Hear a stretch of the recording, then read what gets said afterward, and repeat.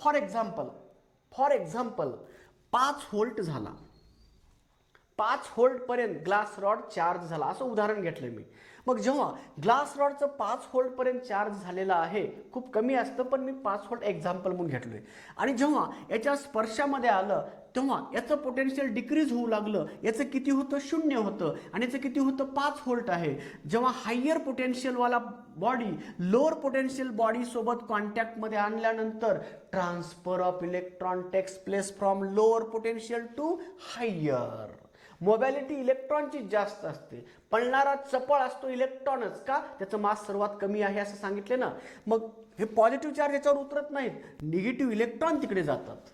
मग हे इलेक्ट्रॉन तिकडे गेले म्हणजे याच्यावरचे काही प्रोटॉन म्हणजेच काही पॉझिटिव्ह चार्ज कमी झाले का नाही. मग चार्ज कमी झालं म्हटल्यानंतर इथलं पोटेन्शियल कमी होऊ लागलं का नाही. मग इथलं पोटेन्शियल कमी होऊ लागलं, इथलं पोटेन्शियल वाढायला लागलं. मग 0 पासून वाढत वाढत चाललं, हे 5 व्होल्ट पासून कमी कमी होत चाललं. एक स्थिती अशी येते याचं पण 2.5 व्होल्ट झालं, याचं पण 2.5 व्होल्ट झालं, दोघांचं 2.5 व्होल्ट झालं. मग आता सांगा पोटेन्शियल डिफरन्स झालं का नाही.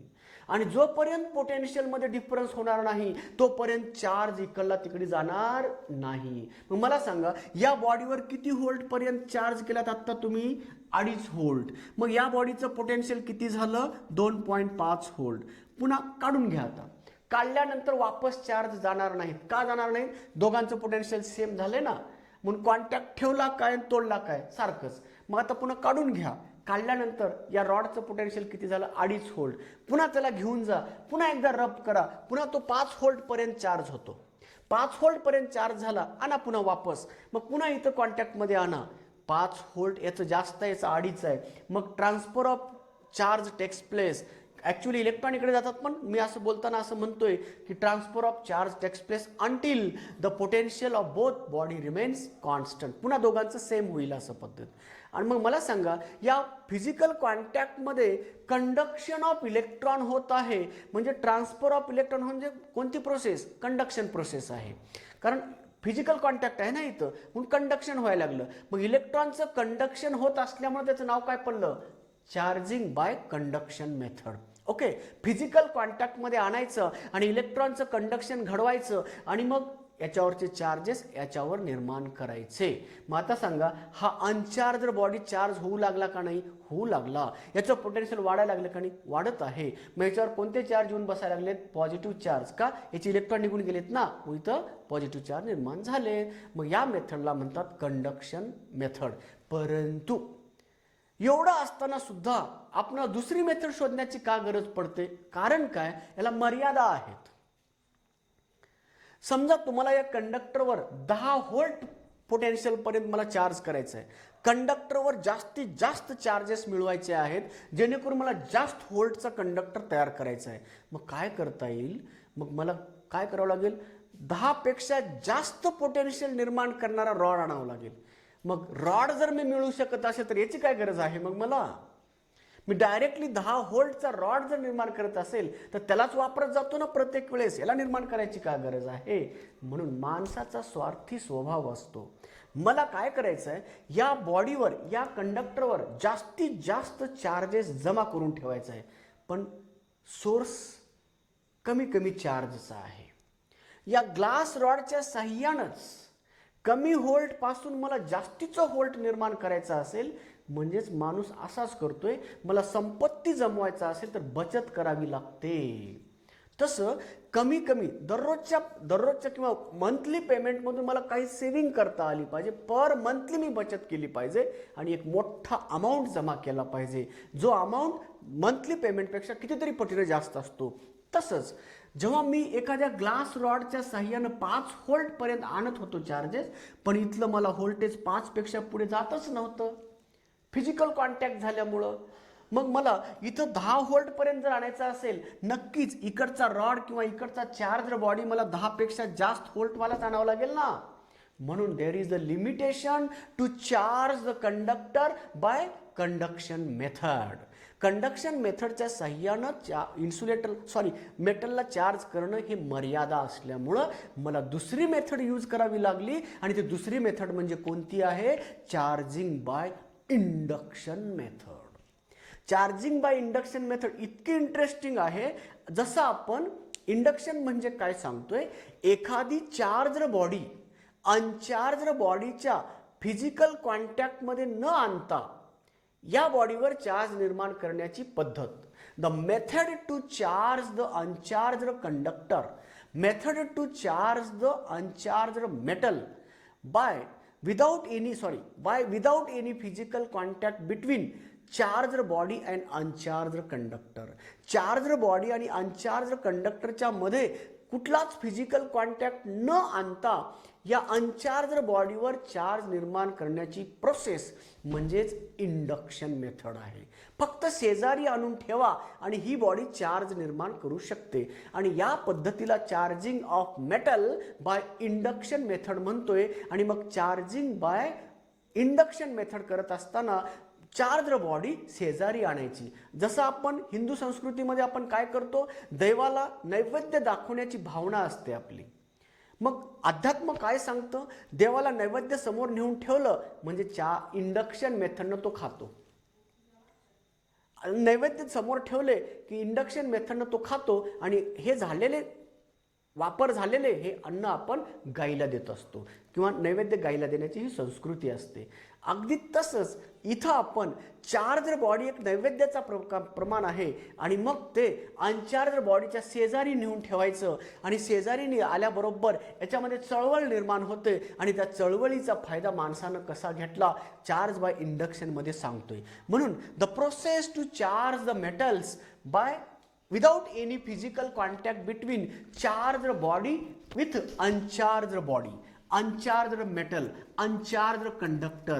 आणि म्हणून त्या प्रोसेसचं ॲडव्हान्टेज काय आहे, we can charge the body up to any limit, beyond limit. आणि याच प्रोसेसमध्ये आपण चार्जिंग मेथडमध्ये आपण charge by induction and corona मेथडनं डिस्चार्जिंग मेथड, करोनाच्या साह्यानं डिस्चार्जिंग आणि इंडक्शनच्या साह्यानं चार्जिंग करून Van de Graaff generator, IIT Kanpur या IITच्या कॉलेजमध्ये पहिला वन डे ग्राफ जनरेटर तयार झाला. त्याचं 10⁷ व्होल्ट इतकं पोटेन्शियल निर्माण केलं. पण त्याच्यासाठी जी मेथड वापरली चार्जिंग बाय इंडक्शन मेथड वापरलेली आहे. तर काय असते चार्जिंग बाय इंडक्शन मेथड, त्याचं मस्त एक्झाम्पल इथं देत आहे. विद्यार्थी मित्रांनो, या स्पिअरवर तुम्हाला चार्ज करायचे, या स्पिअरवर चार्ज करायचे आहेत ना, मग चला या स्पिअरला इन्सुलेटरवर ठेवा. इन्सुलेटरवर ठेवला, ओके. हा इन्सुलेटर आहे, हा कंडक्टिंग स्पिअर आहे, मेटलचा बनलेला स्पिअर आहे. आणि त्याला तुम्ही काय करा, याच्या शेजारी टच करू नका बरं, फिजिकल कॉन्टॅक्टमध्ये आणू नका. शेजारी चार्जड ग्लास रॉड आणलाय. किती? चार्जड ग्लास रॉड आणलेला आहे. किती व्होल्ट पर्यंत? 5 व्होल्टचा आहे. ओके, बघा आता आणल्याबरोबर काय झालं, ही इथले फ्री इलेक्ट्रॉन असतात इथे जमा झाले. Electrons, free electron present on the surface of the metal are crowded together in front of the rod. रॉडच्या समोर हे निगेटिव्हली चार्जड इलेक्ट्रॉन जमा झाले. इथं जेव्हा संघटन तयार झालं या सर्व इलेक्ट्रॉनचं, त्यांनी त्यांच्या पॉझिटिव्हली चार्जड न्यूक्लियसवर असणाऱ्या प्रोटॉनवरच्या पॉझिटिव्ह चार्जला सोडून आलेत. मग आता हे पॉझिटिव्ह चार्जेस हे परके आहेत, हे परके पॉझिटिव्ह चार्जेस यांच्या जोडीदाराला रिपेल केल्यामुळं आणि निगेटिव्हला अट्रॅक्ट केल्यामुळं हे सर्व इकडे तोंडवरी करून इथे गेलेले आहेत, आणि हे सर्व पॉझिटिव्ह चार्जेस रुसून इकडे आलेले आहेत, नाराज आहेत. हे नाराज पार्टी आहे, कारण यांच्यासारखे चार्जेस समोर आलेत, मग हे निगेटिव्ह चार्ज इथं आला. ओके, आता पहा, हे याच्या आशेमध्ये आहेत, अट्रॅक्शन इकडं आहे ना, दुसऱ्याचं अट्रॅक्शन जास्त असतं. शेजार जवळला सोडून देतो आपण, दुसऱ्याला पकडतो, म्हणून हा याचं अट्रॅक्शन जास्त असल्यामुळं हे इकडे गेले, हे इथं आहेत. फक्त दाखवत राहा यांना. आणि आता काय करा, हळूच फिंगर टच करा, बोट लावा. इथं बोट लावल्याबरोबर काय झालं, हे पॉझिटिव्ह चार्जेस आपल्या शरीरातून निघून गेले. नाराज होते ना, हे रिपेल करत होतं ना, हे निघून गेले, संपले. चला काढा बाजूला, याला बाजूला घ्या, हे दूर काढून घ्या. आता यांचे डोळे उघडले, हे पाठीमागे यायचं बघतात तर त्याचे जोडीदार निघून गेलेत. पाठीमागे येण्याचा प्रयत्न करतात, जोडीदार गायब आहेत. पळून नेले कोणीतरी जोडीदारांना. मग इथं कोण आहे? हा तर रॉड गेला. मग आपापसामध्ये भांडण सुरू झालं. आपापसामध्ये म्हणाल तुझ्यामुळं मी आलो, माझ्यामुळं तू आलो. दोघं सर्वांनी भांडण केले आणि मग एकमेकाच्या दूर जाऊन बसले. आणि म्हणून या मेटलवर, या स्पिअरवर कोणत्या प्रकारचा चार्ज जमा झाला? निगेटिव्हली चार्ज जमा झाला. राईट. म्हणजे अशा पद्धतीनं आपण अनचार्ज बॉडीला चार्ज करू शकता. मग पुन्हा काय करायचं? पुन्हा तो रॉड आणायचा. आता इकडचे चार्ज गेले का नाही? हे बघा, इकडचा इथं बघा, इथं मी हात लावला होता म्हणून पॉझिटिव्ह चार्ज गेले होते. पण ह्याला वेस्ट करायचं नाही. काय करायचं? याच्या शेजारी दुसरा एक स्पिअर ठेवायचा. बघा, वेस्ट करायचं नाही ना. या इकडे हे बघा, हे एक स्पिअर आहे. ओके, हा दुसरा स्पिअर आहे. ओके, हां. अगोदर या दोघांना कॉन्टॅक्टमध्येच ठेवायचं. हे बघा, इथं रॉड आणलात तुम्ही, पॉझिटिव्ह चार्जवाला रॉड आहे. मग इथं इलेक्ट्रॉन इथं आलेत, ह्याचे पॉझिटिव्ह चार्ज हो का इथं आहेत. तुम्ही काय केलात? वायरनं जोडलात किंवा दोघांना एकमेकाच्या कॉन्टॅक्टमध्ये आणा. कॉन्टॅक्टमध्ये आणल्याबरोबर पळत पळत इकडे आले, रुसून आलेत. मग ह्याच्यावरचे पण इलेक्ट्रॉन इकडे जातील. इथं जास्तीत जास्त पॉझिटिव्ह चार्ज जमा झाले. आता हळू त्याला तोडा. तोडल्याबरोबर इकडेवर कोण राहिले? सर्व निगेटिव्ह राहिले. याच्यावर कोण आहेत? पॉझिटिव्ह. मग या स्पिअरवर कोणते चार्ज जमा झाले? पॉझिटिव्ह चार्जेस जमा झाले. या स्पिअरवर पहिलं चार्ज होता का? नव्हता. आता आला का? आला. या स्पिअरवर पण चार्ज नव्हता, पण आता ग्लास रॉड काढून घ्या, याच्यावर चार्ज जमा झाला. मग मला सांगा, पूर्वी या दोन्ही स्पिअरवर चार्ज होते का? नव्हते. पण आता दोघांवरही चार्ज आले का? नाही आले. हा पराक्रम कुणाचा? या शेजारच्या ग्लास रॉडचा. पण बाळांनो, ही चळवळ निर्माण केली, हा पराक्रम तयार केला. या दोघांमध्ये भांडणं लावले, पॉझिटिव्हला पळवून टाकलं, निगेटिव्हला घेतलं. इथं जर समजा एबोनाइट रॉड आणला असता, पॉझिटिव्ह इकडे आले असते, निगेटिव्ह इकडे गेले असते, याच्यावर निगेटिव्ह चार्ज जमा झाला असता, याच्यावर पॉझिटिव्ह चार्ज जमा झाला असता, म्हणजेच दोघांना विभक्त केलं असतं. पण याच्यात ग्लास रॉडवरचा एखादा तरी चार्ज आला का? हो नाही. मग नैवेद्य समोर आणले, एखादा तरी चिमटभर तरी देवानं खाल्लं का? हो नाही. तसं या ग्लास रॉडवरचा एक तरी चार्ज वापस इकडे आला का? ग्लास रॉडवर तेवढंच पोटेन्शियल राहिलं आहे का नाही? पुन्हा ग्लास रॉडला आणा, पुन्हा जमा होतील आहे ना. आता नवीन, कारण हे जुन्याने अनुभवलंय ना त्याला.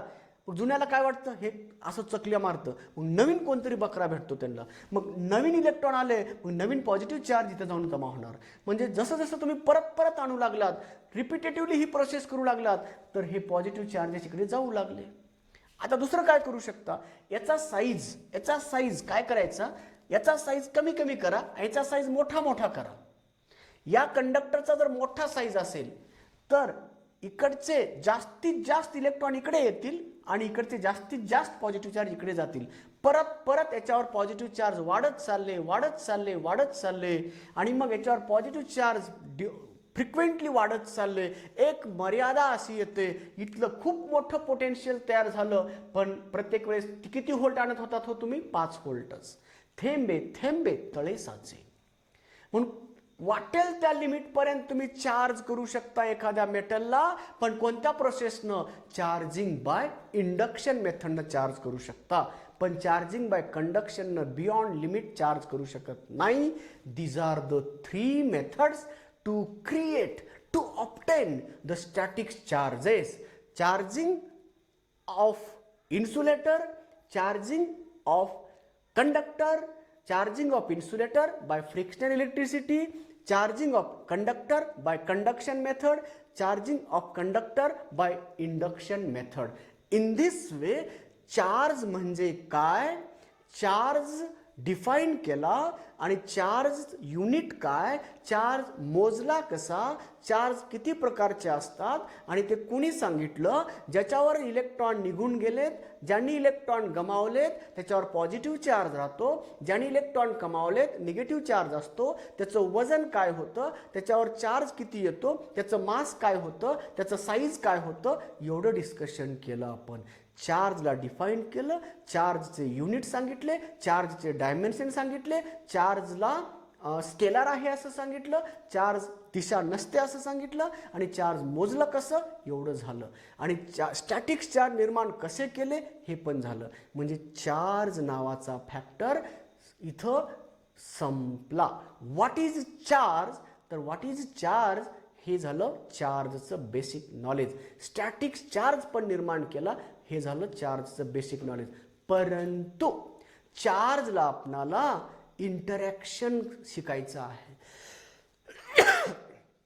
मग चार्जचं इंटरॅक्शन स्टडी करायचं असल्यामुळं मग interaction of the charges study करणारा कुलोम आहे, आणि कुलोम या सायंटिस्टनं दोन चार्जमधली इंटरॅक्शन स्टडी केली, आणि interaction between the charge study करत असताना त्यांनी कुलोम्स लॉ डिफाईन केला, कुलोम्स लॉ स्टेट केला. म्हणून इंटरॅक्शन ऑफ द चार्ज, बघा चार्ज म्हणजे काय झालं, चार्जच्या creation of the charge, charge कसा क्रिएट केला जातो हे झालं. आता चार्ज इंटरॅक्शन कसा करतो, इंटरॅक्शन बिटवीन द चार्जेस सांगणारा कुलम्स लॉ. तर विद्यार्थी मित्रांनो, कुलम्स लॉ हा दोन चार्ज बॉडीमधली इंटरॅक्शन आहे. चार्ज कधीच बिना मासचं अस्तित्वात नसतो.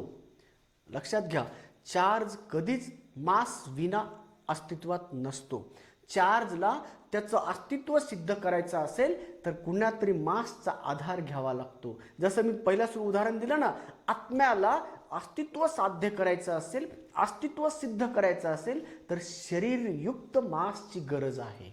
तसं इलेक्ट्रिक चार्जला त्याचं अस्तित्व सिद्ध करायचं असेल तर मासची गरज आहे. म्हणून रिमार्कमध्ये टाकत असताना असं पण म्हणू शकता, charge always exist with mass but mass may exist without charge. मास हे बिना चार्जचं असू शकतं, पण चार्ज हे बिना मासचं नसतं. म्हणून इंटरॅक्शन बिटवीन द चार्ज सांगायचं म्हटल्यानंतर चार्ज बॉडीमधली इंटरॅक्शन सांगतोय. म्हणून according to Coulomb's law of electrostatics, the force of interaction between the two point charges. Point charge म्हणजे काय, ज्या चार्जचं कॉन्सन्ट्रेशन कुठं एका पॉइंटला झालेलं असतं त्याला आपण पॉइंट चार्जेस म्हणतो. आणि मग अशा दोन पॉइंट चार्ज पार्टिकलमध्ये, अशा दोन पॉइंट चार्ज बॉडीमध्ये फोर्स ऑफ इंटरॅक्शन सांगताना कुलम कसा म्हणतोय पहा.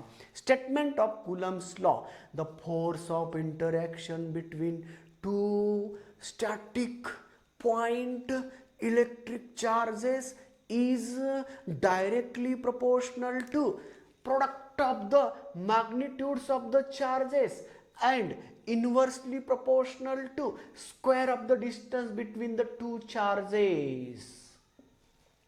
If we are having two charges, point charges, rest charges, they are separated by distances. Q1 is the one charge, Q2 is the another charge separated by distance r. Then the force of interaction between these two charges according to Coulomb's law, the force of interaction, not attraction or not repulsion, interaction बोलतोय, either they repel each other or they attract each other. If they are like, they repel each other. If they are unlike, attract each other. तो यहाँ मैंने इथं मी काही त्याला चार्जेसला आपण define केलं नाहीये. ते लाईक असू शकतात, अनलाईक असू शकतात. म्हणून फोर्स ऑफ इंटरॅक्शन बद्दलच कुलोम्स बोलतोय. The force of interaction between two electric charges directly proportional to product of the charges magnitude, product of magnitude of the charges and inversely proportional to square of the distance. मनात असा संभ्रम निर्माण झाला असेल तुम्हाला, product का म्हणायला लागलेत, मॅग्निट्यूड का म्हणायला लागलेत. याचं कारण आहे बाळांनो, मॅग्निट्यूड याचा अर्थ काय आहे. तिथं त्यांचं मॅग्निट्यूड, एका चार्जचं मॅग्निट्यूड -Q1 असू शकतं, दुसऱ्या चार्जचं मॅग्निट्यूड Q2 असू शकतं. प्रोडक्ट ऑफ द मॅग्निट्यूड्स म्हणतोय. मॅग्निट्यूड याचा गैरअर्थ काढू नका की त्याला दिशा असते का. मॅग्निट्यूड का म्हणताय, negative sign not show the direction, positive sign, negative sign doesn't show the direction. Here sign shows the nature of the charge. कुठल्या नेचरचा चार्ज आहे, पॉझिटिव्ह नेचरचा आहे का निगेटिव्ह नेचरचा आहे, हे नेचर ऑफ द चार्ज दाखवणारा हा निगेटिव्ह आणि पॉझिटिव्ह चार्जचं महत्त्व आहे. Negative and positive sign of the charge doesn't show the direction because charge is a scalar quantity. Okay, then मग फोर्स हा डिफाईन केला, स्टेटमेंट दिली लॉची. पण या लॉला रिलेशनला इक्वेशनमध्ये आणण्यासाठी, या रिलेशनला इक्वेशनमध्ये आणण्यासाठी आपल्याला काय करावं लागतं, कॉन्स्टंट ऑफ प्रपोर्शनॅलिटी घ्यावी लागतं. आणि कॉन्स्टंट ऑफ प्रपोर्शनॅलिटी घेतोय आणि मग त्या कॉन्स्टंटची किंमत एक्सपेरिमेंटल व्हॅल्यू काय आली ते पण सांगतोय. Coulomb's law of interaction is equal to K into Q1 Q2 upon R square. Where for air like medium और स्पेस के लिए जर हे दोन चार्जेस हवेत आहेत, मोकळ्या जागेत आहेत, स्पेसमध्ये असतील, तर तेव्हा या के ची एक्सपेरिमेंटल व्हॅल्यू आहे 1/4πε0 आणि याची किंमत आहे 9 × 10⁹. SI सिस्टीममध्ये, SI युनिटमध्ये याची किंमत 1/4πε0 ही आहे आणि याची किंमत 1 आहे CGS सिस्टीममध्ये.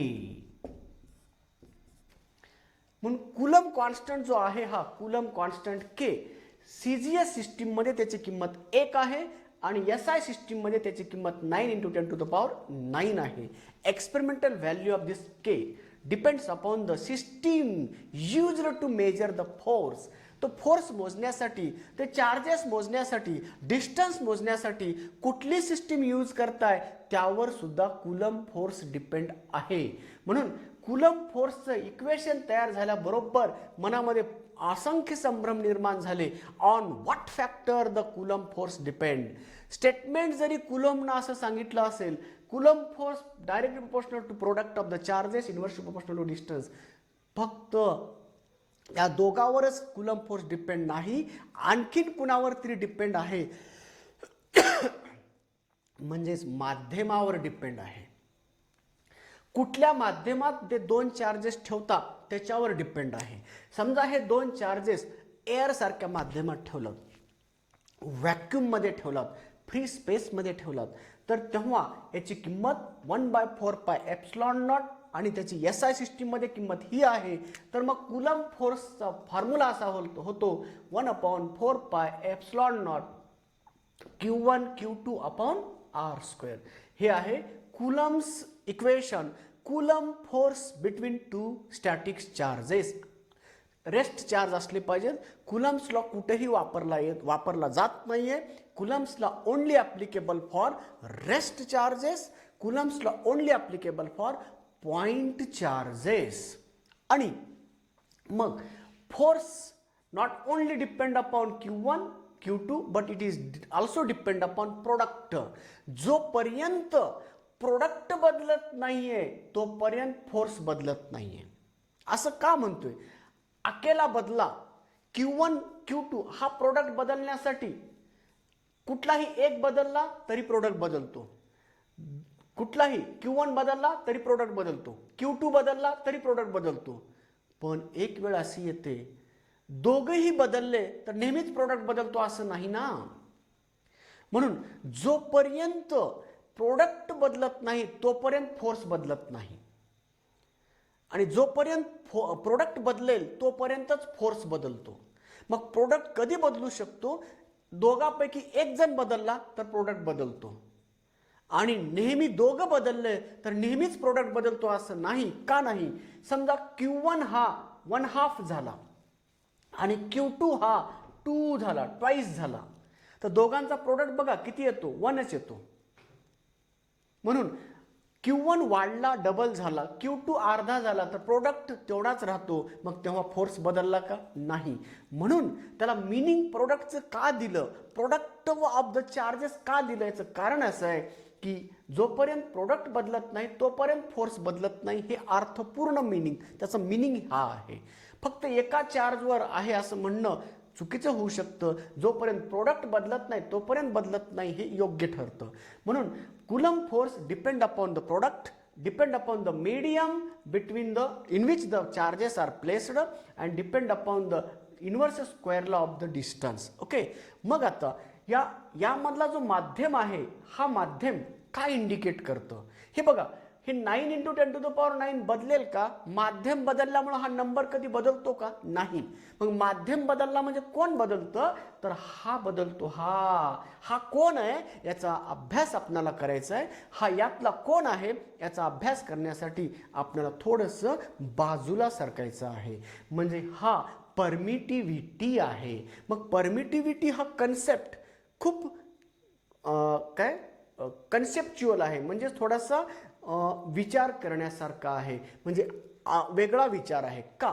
Permission given by the medium for the charges to produce the field. कारण हा चार्ज याच्यावर फोर्स कधी ऍक्ट करू शकतो? जर या चार्जच्या फील्डमध्ये हा आला असेल. फील्ड नावाचा कन्सेप्ट आहे. आणि फील्ड बनवतो कधी? चार्ज माध्यमानं फील्ड बनवू दिलं तर. मग माध्यम फील्ड बनवू देणं म्हणजेच माध्यम त्याला परमिशन देतं. हा बेसिक कन्सेप्ट आहे. फील्डशी रिलेटेड असल्यामुळं थोडा बाजूचा भाग आहे. म्हणजे इथं मला फक्त कुलम फोर्सबद्दल बोलायचं आहे. कुलम फोर्सबद्दल बोलत असताना इथं रिलेशन सांगितलं, कुणावर डिपेंड आहे हे पण सांगितलं. 3 गोष्टीवर कुलम फोर्स डिपेंड आहे. Product of the charges, square of the डिस्टन्सवर डिपेंड आहे आणि medium surrounding in which the charges are placed. माध्यम बदलला की फोर्स बदलू शकतो. एवढंच नाही, चौथावर पण डिपेंड आहे, सिस्टीम ऑफ मेजरमेंटवर पण डिपेंड आहे. म्हणून Coulomb force depend upon 4. Okay, हे झालं कुलम फोर्स. आता याच्यावर रिक्वेश्चन असे असतात, कुलम फोर्स एका चार्जनं दुसऱ्या चार्जवर ऍक्ट केलेला आहे का? नाही, दोघांनी एकमेकावर ऍक्ट केलेला फोर्स आहे. म्हणून हा म्युच्युअल फोर्स बिटवीन 2 चार्जेस आहे. Coulomb forces are always opposite to each other having equal magnitude. 2 like charges असतील तर अप्रोचिंग नेचरचे असतात. 2 अनलाईक चार्जेस असतील तर अप्रोचिंग नेचरचे असतात. पण हा याला इकडे ओढतोय, हा याला इकडे ओढतोय, पण अपोजिट डायरेक्शनमध्ये असतात. दोघं लाईक असतील तर रिपल्सिव्ह नेचरचे असतात. हा याला इकडे ढकलतोय आणि हा याला इकडे ढकलतोय, म्हणजे अगेन रिपल्सिव्हच आहेत, म्हणजे अपोजिटच आहेत. म्हणून Coulomb forces are mutual forces आहेत. Coulomb forces have equal magnitude but opposite direction. आणि त्यानंतर कुलम फोर्स हे कॉन्झर्वेटिव्ह आहे. कॉन्झर्वेटिव्ह याचा अर्थ ज्या फोर्सनं वर्क केलं that work is independent on the path of the charge. म्हणजे एखाद्या फोर्सनं वर्क डन केलं असेल आणि ते वर्क डन जर पाथ ऑफ द चार्जवर डिपेंड नसेल, it only depend upon the change in position initial to final, याच्यावर डिपेंड असेल त्याला कॉन्झर्वेटिव्ह फोर्स म्हणतात. आणि ज्या फोर्सनं केलेलं वर्क हे पाथवर डिपेंड असतं त्याला नॉन कॉन्झर्वेटिव्ह फोर्स म्हणतात. फ्रिक्शन फोर्स नॉन कॉन्झर्वेटिव्ह आहे, विस्कस फोर्स नॉन कॉन्झर्वेटिव्ह आहे, कारण ते oppose to the relative motion करतं. आणि जेवढं जास्त लांब जाल तेवढं फ्रिक्शन अपोज जास्त करतं आणि तो वर्क डन जास्त करावं लागतं. म्हणजे work done depend upon path, त्याला नॉन कॉन्झर्वेटिव्ह म्हणायचं. आणि work done not depend upon path called as conservative. म्हणून कुलम फोर्स कॉन्झर्वेटिव्ह आहे. कुलम फोर्स बेसिक आहे. कुलम फोर्स रियल फोर्स आहे. आणि Coulomb force is present in the inertial frame आहे. Coulomb force only applicable for the static point charges आहेत. आणि coulomb फोर्सचे मर्यादा पण आहेत. कुलम फोर्समध्ये आपण एक्सटेंडेड चार्ज बॉडीमध्ये कुलम फोर्स वापरू शकत नाही. पण जर त्या एक्सटेंडेड चार्ज बॉडीज त्याच्या साईजच्या तुलनेत प्रचंड दूर असतील तर we may apply the Coulomb's law for the force of interaction between such small sized distant extended charge bodies.